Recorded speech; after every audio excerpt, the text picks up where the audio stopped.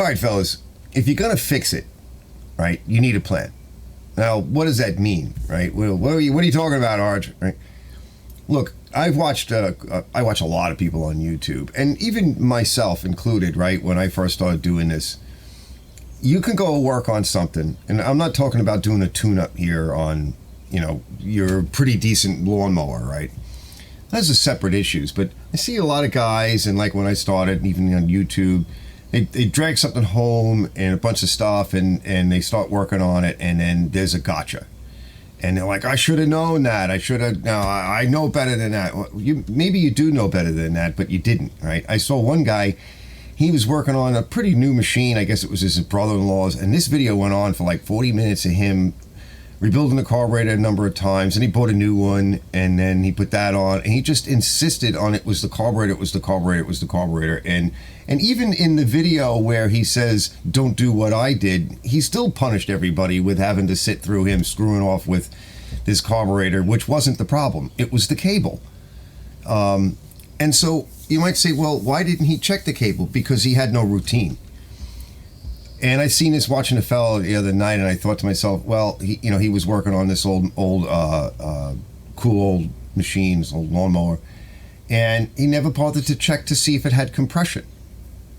And it's all very basic, fundamental stuff. You'd think to yourself, well, why didn't he check that? Because he doesn't have a routine. He went tired, threw the thing up on the table, wanted to start poking around with it, and figured he could rebuild the carburetor and do all this check for spark, and never bothered to really check to see if it had compression. Some people, they get screwed up on spark, right? So what I want to do in this video is I want to show you some of my sort of cardinal rules, right? Like, this is the stuff that's blessed by the Pope, right? You don't break this. Like, you have to do it like doctrine. Let's go take a look at this machine, and I'll blabble on, and I'm going to show you guys.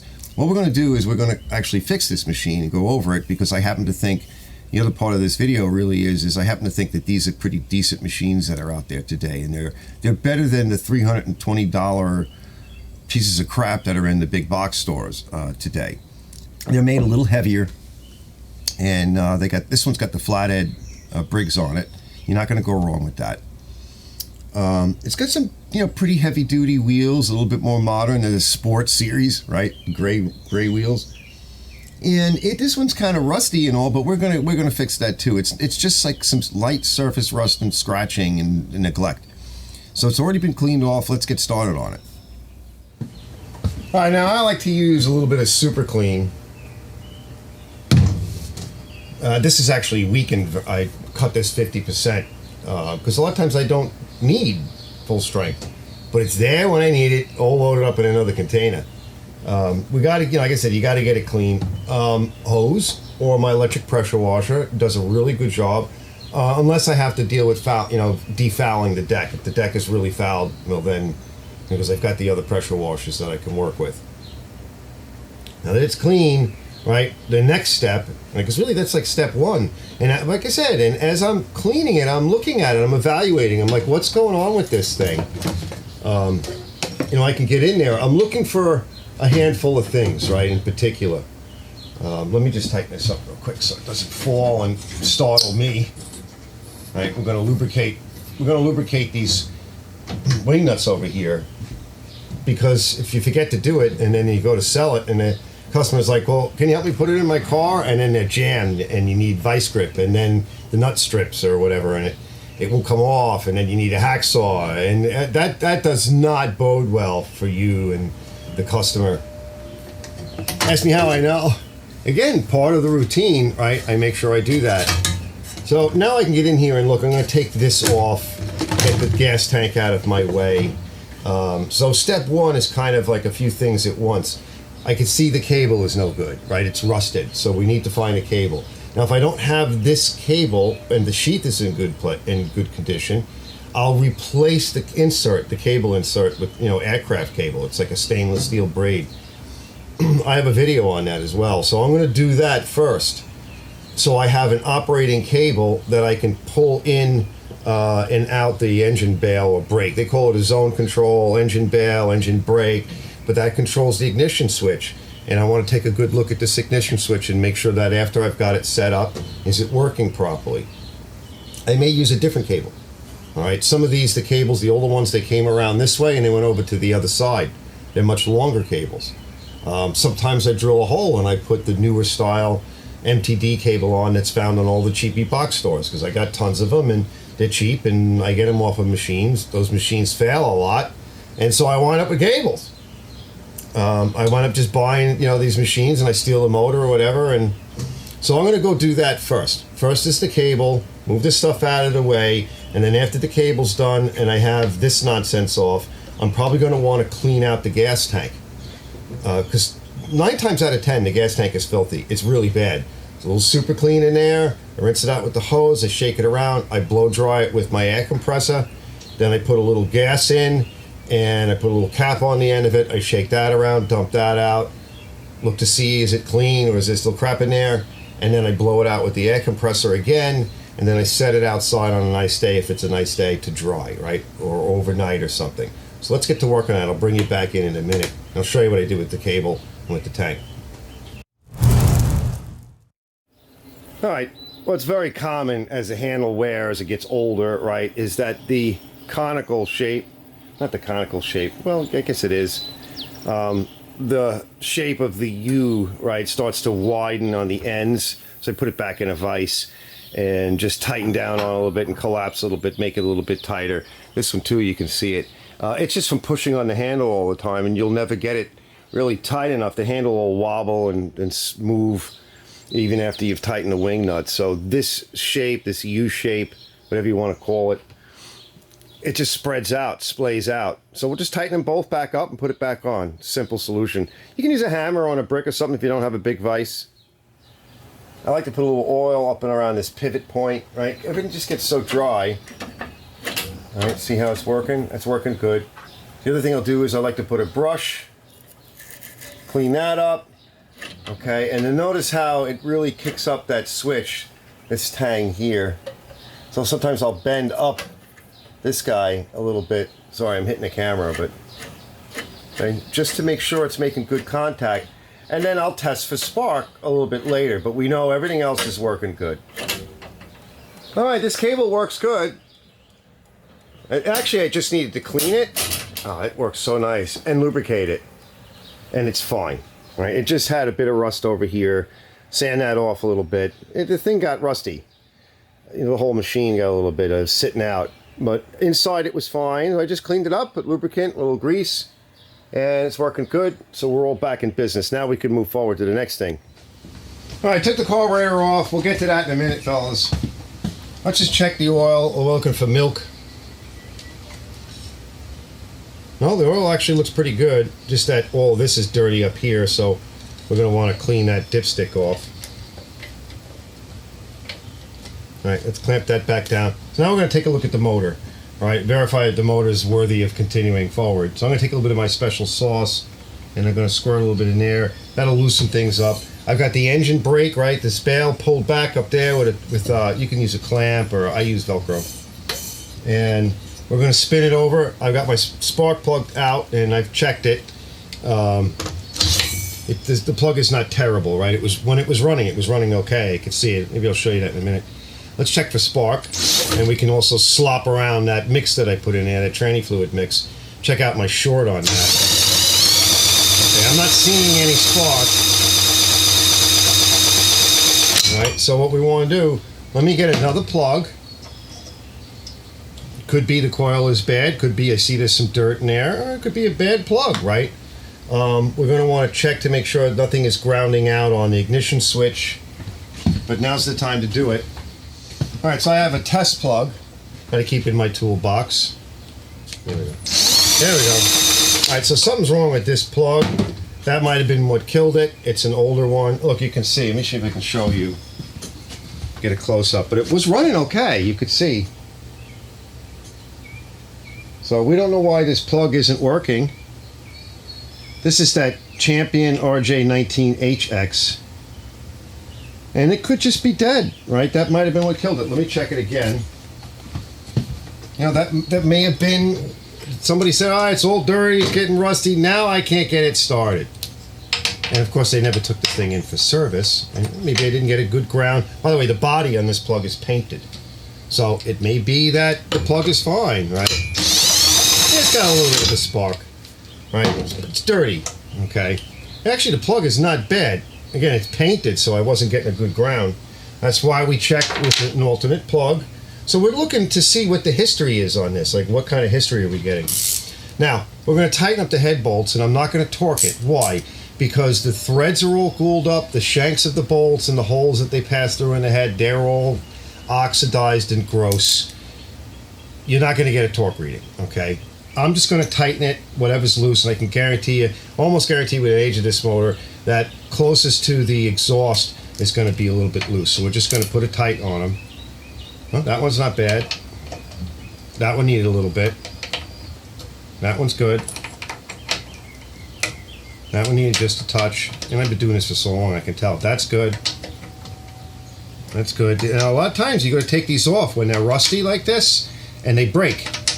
All right, the head bolts will break. So that's why we don't want to fool around it. All right, we're going to put a little bit more of this stuff in here. That's to help loosen up all the carbon and whatever water or moisture might be in there. So we have spark. We know the coil is okay. We're just going to kind of clean off the flywheel a little bit, but we've got something else to do with the flywheel in a minute. I'll show you. Let me get to this. Let me check compression. Now, if you have to mount, you know, put the engine cover back on real quick, that's what you're going to have to do. Let me see.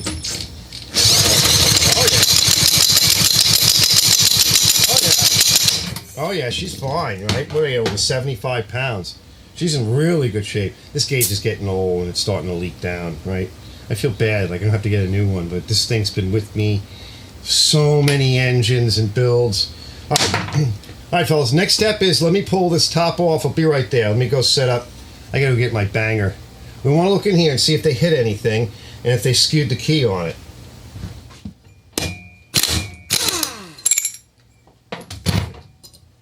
All right, perfect. Let me get you in close, and we'll get ready for the next step. See? Looks fine. And you should be able to see that. Okay, I'll turn a little light on, too. See? That looks fine. If you want, clean off with a wire brush and inspect it better, but it's all in line, and it doesn't have any evidence of it banging or getting caught or jammed or spinning.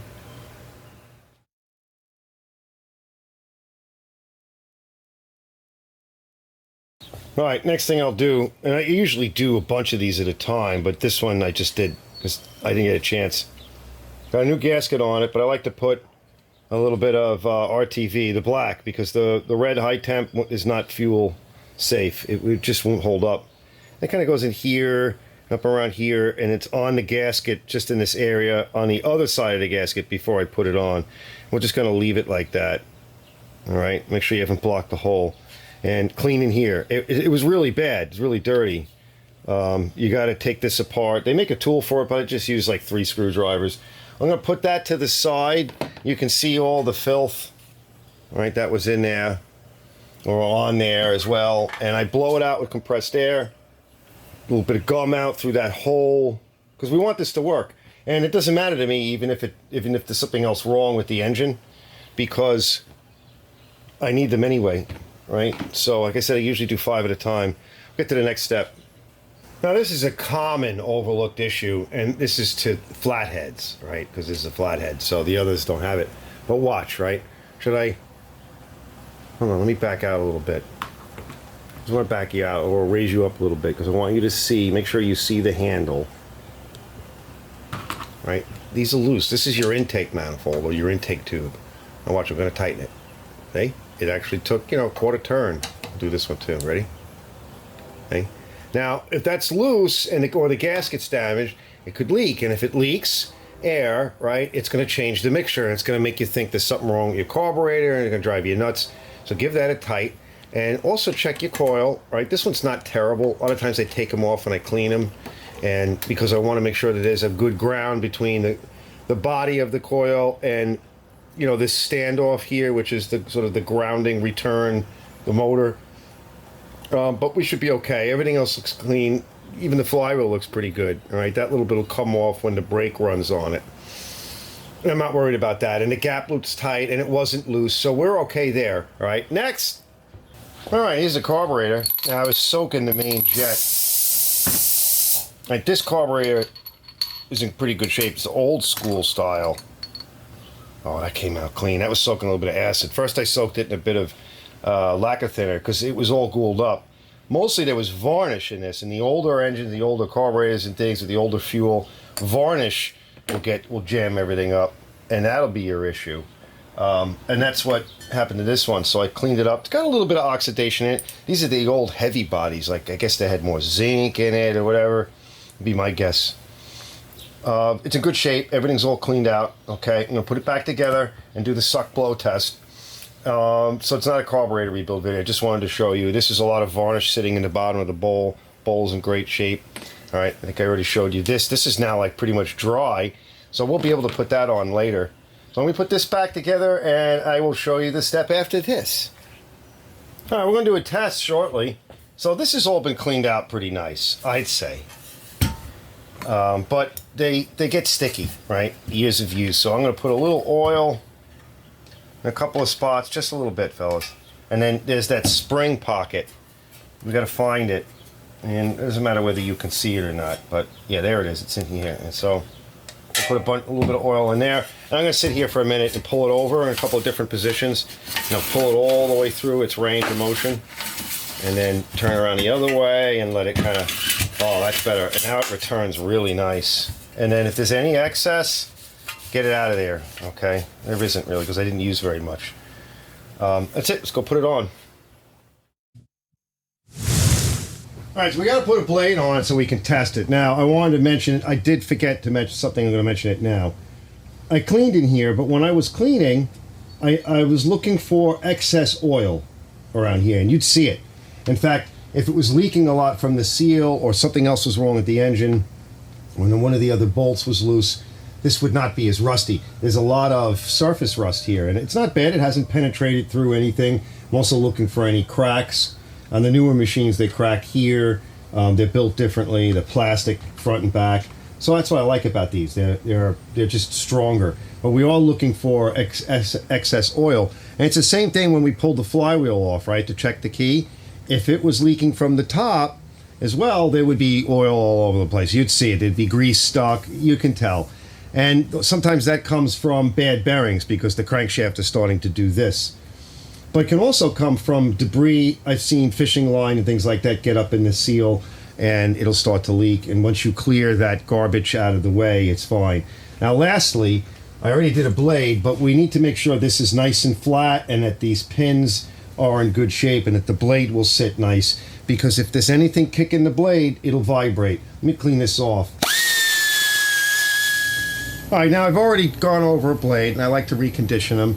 And this one I had to put a big, notch in it for the balance because it was way off. But this is a sharpened blade. It's in pretty good shape, and it is a mulching blade. So let me put this on, and then we'll just check, make sure that everything is okay. It feels nice. I'll check to make sure everything else is okay, and then we're going to rig up a quick fuel line. We'll bring her out and test it. Why do I do it the same way every time? I worked for the military, working on fighter jets and stuff like that, F-14s and other stuff, and you walk in there, it's carpeted floor. When I was doing F-14s, right, the floor out at Calverton where we were building and modifying them, the floor is a cobble wood. It's like a cobblestone, but it's not. It's a wood brick, very hard, and a lot of the places, even in Old Bethpage, were like that. No sparks. You drop something, no sparks. It's soft. It's easier to work on. It's easier on the machines. And every day at like 7 a.m., we'd get there and we'd be on FOD duty. That's foreign object debris or damage. The whole shop gets down on their hands and knees and picks up every little thing off the floor, even after we're brooming and everything. Because one screw, one washer, one thing can get inside of something and ruin a multi-million-dollar aircraft and kill people. And it's happened. And so you kind of start to learn, no matter where you're working eventually, you learn that, like, for example, we had to bring specific tools up onto the plane. And if an inspector came along and said, show me your tools, right? What are you working on? Show me your tools. And if all you had to do was a certain aspect that you had to fix or install, you better have just those tools, and you need to be able to count for them. And there is none of this, let's just drag everything out of the toolbox and we'll clean up when the job is done. And you can't do that because stuff goes missing. Where is it? Did somebody take it? Did you lose it? Is it somewhere lost in the vehicle or the plane or the machine? Right? How many times have we found stuff or lost stuff inside of machines? That causes huge problems and huge damage and loss of life. So you begin to look at the job differently, right, each time. So what I'm suggesting is, based upon some of that experience, you might be watching some of my videos and goes, oh, he's too clean, he's over the top, you don't need to do all of that. Bullcrap. Okay, you need to start doing that stuff. You need to start learning this and learning that behavior, because it's going to make you a better mechanic. Because some things, as you go on, right, you start to do by what we call rote. It's like playing a guitar. You put enough hours in at doing some stupid, pattern, but after a while, it's not a pattern anymore. It gets incorporated, and then you can be expressive with it, right? You can make it sound good.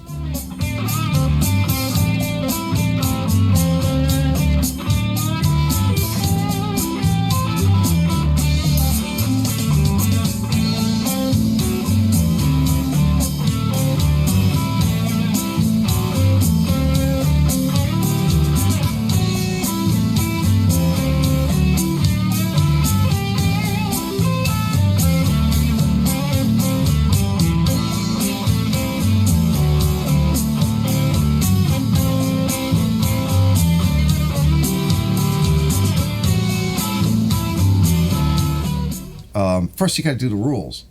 We're ready to test. I like to put a little two-stroke down. This is the tube setup that I have. So I start off with some two-stroke because we don't know when this thing was started last, how long it's been sitting. It'll give it a little bit more lubrication. It's going to smoke, but it's going to smoke anyway. It's probably going to puke whatever's in here out and all over, vomit all over the case here, the frame. But let's give it a start. We'll let it run for a little bit. And then we'll check RPM too. Almost. To add a little more fuel in. So this is regular gas. Yeah, she's full. She's a little cranky.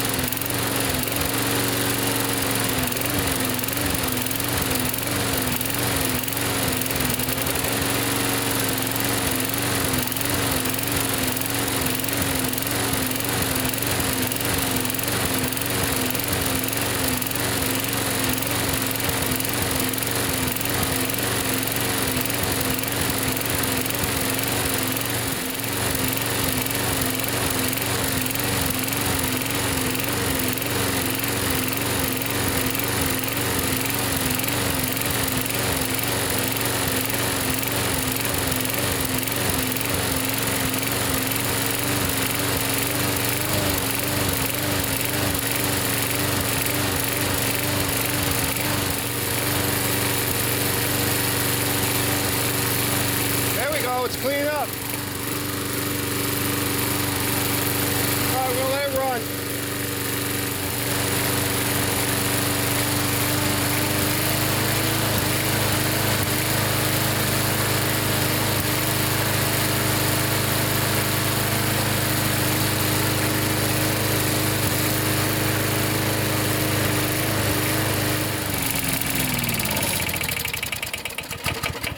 All right, so you ran out of gas, which is what we wanted. So you notice it started to smooth out eventually. I brought the RPMs up to, what, 31 and change. Hopefully you saw that. So that's fine. That's about as high as we want to go. And then it started to run out of fuel. So there's no smoke, okay? Whatever smoke blew out. There's no real junk here. So I'd say this motor's in good shape. Let's bring it in, we'll change the oil, and we'll get to the rest of it.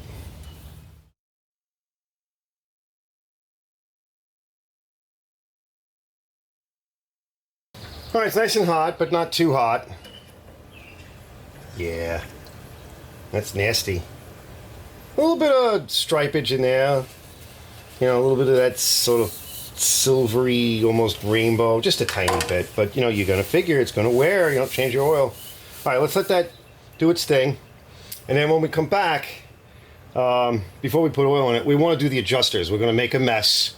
And I'll show you that in a bit. So we're going to flood it with oil, lubricate the wheels, get the adjusters going good. And then we're going to bring it outside for a little wire wheeling and its final wash. Once we're done making a mess with oil and everything, and we're going to purdy it. See you guys in a minute. Well, nothing fancy on this one. It's in pretty good shape. Just oil in on the adjusters. I have other videos on dealing with this, but this one's not terrible. So I'll just go through that. I'm not worried about the mess. It's going to drip on my table. And then, but we're going to rinse this whole thing in a bit. All right, and on some on the shafts themselves. I'm going to do the front, and then we'll wheel it out. I just gave it a wire wheel, and then I used my cookie. All right, now I'm going to just give it a rinse, throw some super clean on it, scrub it, blow it off, and sometimes I hit it with a little bit of my specialty acid and let it sit. And then that's it. We'll bring it in. So I'll see you guys in a few minutes. So I did the super clean, rinsed it. Looks good, right? And then I put a little acid on it, and I used my little Scotch-Brite pad. Just quick. You're just wiping everything, and you're letting the chemicals do the work. It's not bad, but you can get an idea of what this thing's going to look like. And it'll just neutralize some of the rust, you know, that we've removed most of it, right? Anything that's like scaly or any paint that might be chipping and just not adhered well. It's not bad. It's a lawnmower. It's been well used.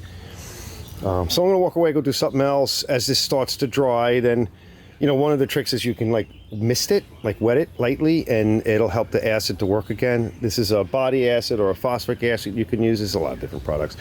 That's on other videos.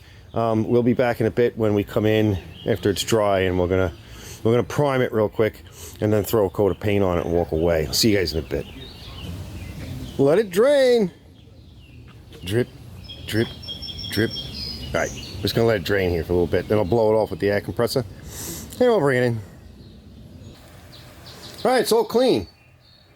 All right, I'd say so. It looks good.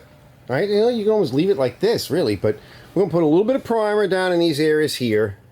And then while that's drying, I'm going to come back, put a little paint on a few things. We got to put a little primer in here, right? It's like a little oil staining or something. I might just pull that off real quick. A little bit of solvent, just give it a quick wipe.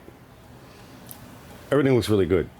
Okay, so you'll see. I'm going to blend everything. I use very little paint, fellas. I'll be right back, and you'll see.